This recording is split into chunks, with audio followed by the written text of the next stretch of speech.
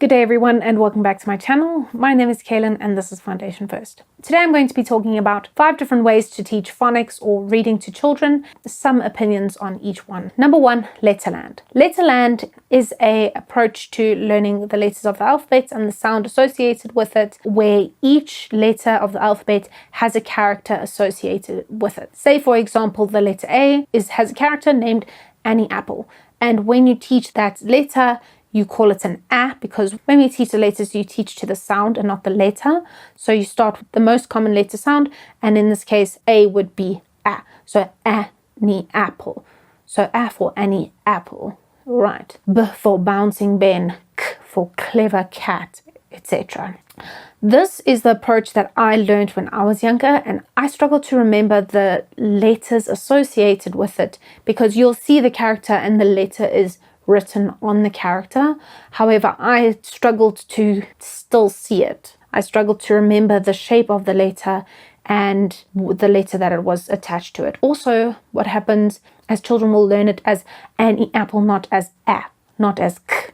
Okay, it's a clever cat. Well, yes, it's not the individual phonics that you hear. You end up remembering it as the whole name for the character and not just the sound associated with the symbol. So that's a problem that I have with it. Next is an American-based reading program called Reading A to Z, or they would say Reading A to Z. In South Africa, we'd say Reading A to Z. Reading A to Z is a sight word-based reading approach. So you have your basic sight words, which this one's based on the Dolch grouping of sight words, which each age group has a group of sight words that you would learn, and then you will then learn to be able to read certain words. So a sight word, for those who don't know, is a specific word that your child is not able to sound out yet because they haven't got to those sound choices yet, or those spelling choices yet, or ones that you aren't able to sound out. Say for example, in grade R, or the year that you turn 6,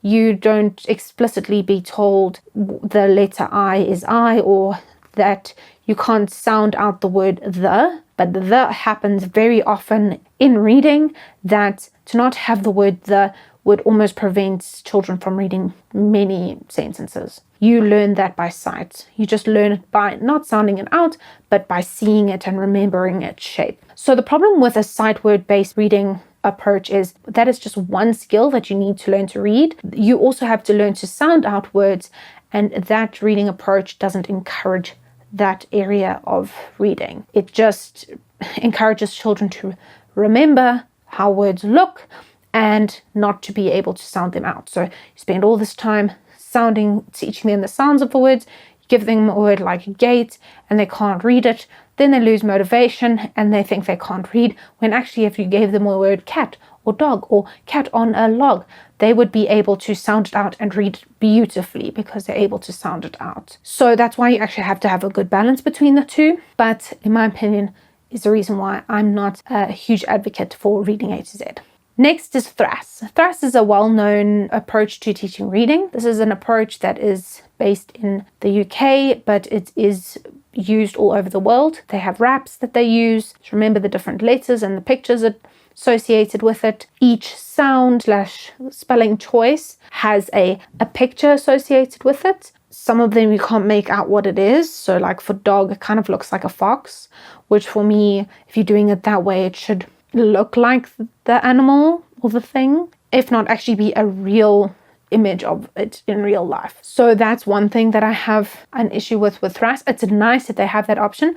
One thing about THRAS that I really enjoyed, I learned it when I was in university, and I enjoyed learning something new, figuring out, wow, this is a wonderful way to learn how to read and write.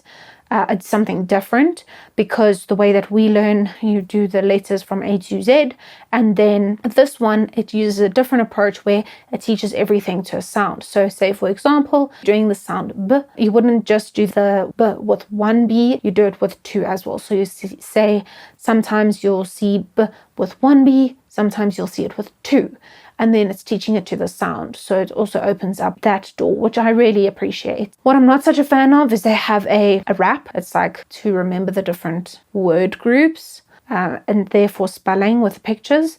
I don't really think that has much meaning to it. I don't think it has much point. Honestly, personally, I think it's a waste of time, but other people may disagree with me. If you disagree with me, comment down below.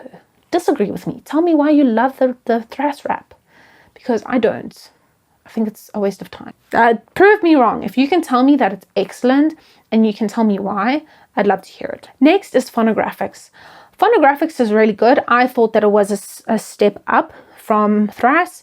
Phonographics is also really nice because it also puts in the sight words along with the phonics. They have better pictures and they have a really nice way to set out the order in which you teach the sounds and the letters associated with them. I do like it. There's not something I dislike about phonographics. I think it's a very good approach to teaching reading and writing. I don't think there's anything wrong with it, but I do think, as you can see there could be things that could be a little bit more multisensory. Okay, last but not least is Jolly Phonics. Jolly Phonics also comes out of the UK. I am not trained in Jolly Phonics. I'm trained in thrash and phonographics and a few other ones, but I'm not focusing on them today. But Jolly Phonics is lovely because they also have a specific way that they order the letters. They order the letters in such a way that as you learn the sounds and the letters, you can start building words, not just A to Z. What I also really enjoy about Jolly Phonics is that it's multisensory. You learn a song with an action and it also has a picture associated with it. So the children can learn action, which is kinesthetic. They see the picture, which is visual. They hear the song, which is auditory. So it wraps all them up in a beautiful little gift and gives it to the children to allow them to learn it in a multisensory way, which really helps them, which is also really great because then you can start a Jolly Phonics approach from younger age groups, and by taking the letters and the pictures away and only sticking to the songs, which therefore makes it age appropriate for the younger children. So those are my 5 approaches to teaching reading or approaches to teaching phonics. My opinion on 5 of them. There are many. If you disagree with me, comment below, or if you agree with me and you want to add, again, comment down below. If you enjoyed this video, give it a like and subscribe to see more that's coming next. Thank you so much, and I'll see you on my next one.